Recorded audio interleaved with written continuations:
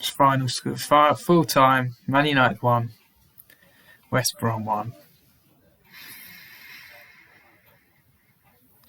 It's going to be hard to really digest this game. I think part of the reason we lost is due to the lack of quality in the creativity areas of the pitch. I mean, I think Bruno, even though he scored the goal, which was amazing goal, we couldn't make it. We couldn't create anything in this match.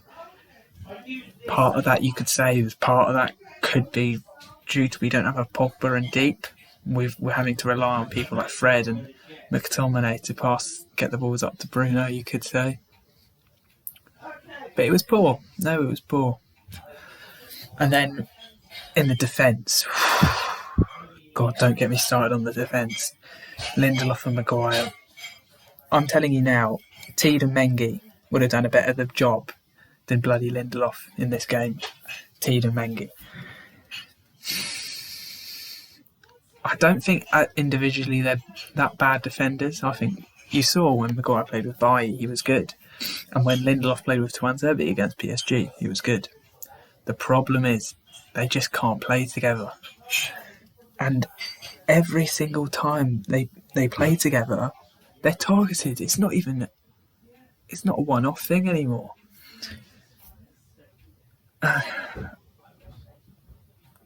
If we'd have got sent back in the summer, I think it could be... we would be mounting a title charge right now. But in effect, we are now right back in a top 4 race.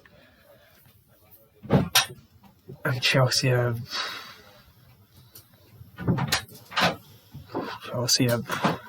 they're coming right up for us as well, so it's going to be hard. I don't know. I'd say the next game against Newcastle is a must-win now, unfortunately. This point is so bad. I mean, we win that game, it solidifies top 4, pretty much. Now we're going to have to beat Newcastle. And then we've got Chelsea and City. Like, the games are going to get hard soon. And it's not going to be easy for all of them. So. And the other thing I wanted to talk about was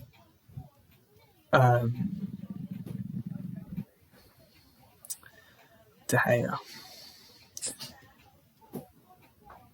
Now, De Gea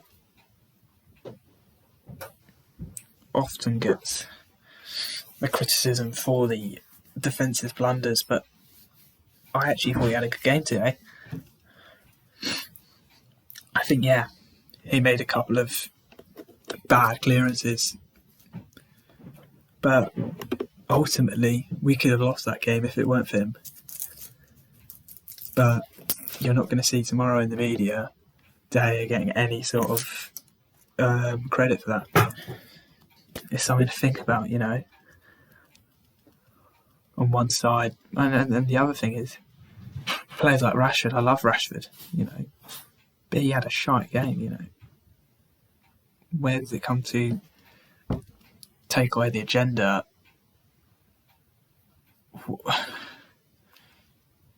You've got to start properly looking at who had a good game, who didn't have a good game. But the same as, Luke Shaw's been amazing.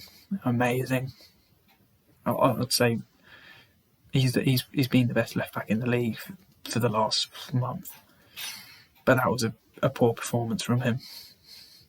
But when you've been playing like Luke Shaw, it's fine. Everyone can have a bad game. The problem is when you've got people like McTominay or Fred or Martial who haven't been playing that well, but they're consistently having these. I wouldn't say they're really bad games. I wouldn't say they're really bad games. They're having 5 out of 10s consistently, and for Man United, that's not good enough. I mean, look, Fred. People like Fred McTominay, they love to play for the badge. You can see the tenacity, but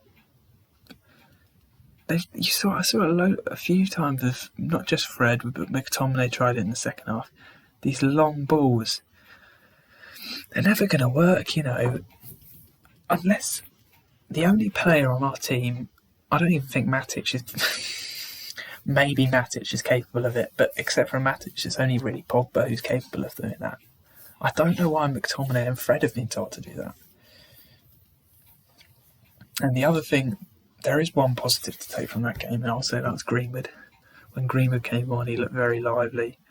There was a very good chance close to the end where Greenwood should have, you could arguably say should have scored. He was only 5 minutes on, he should have probably scored it.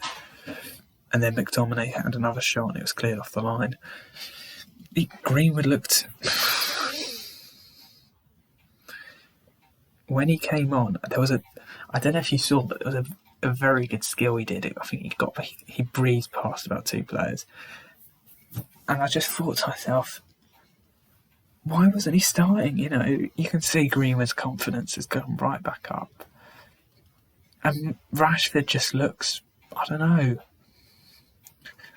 Rashford looks deflated. So does I think with Martial, he started the season badly.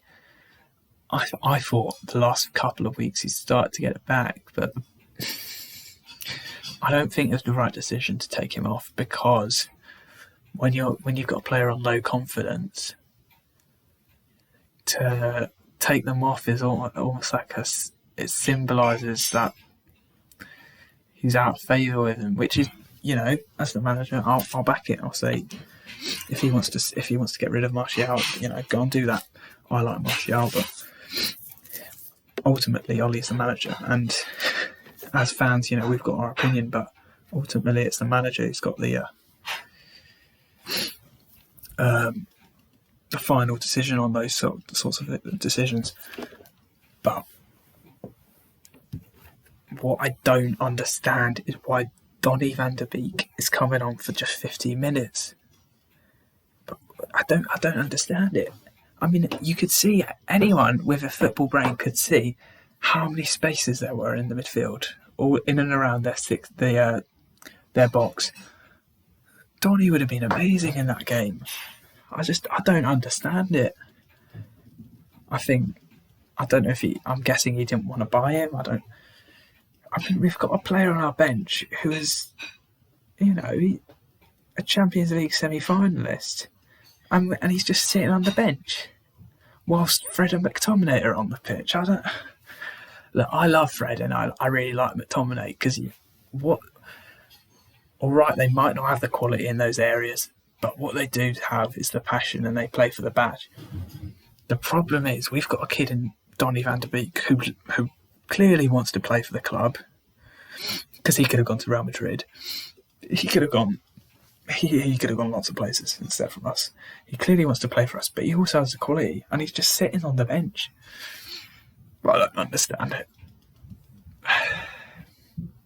It's a tricky one, but I think after today, I think I would completely digest it and see how we'll try and get a win against Real Sociedad. All right, see ya.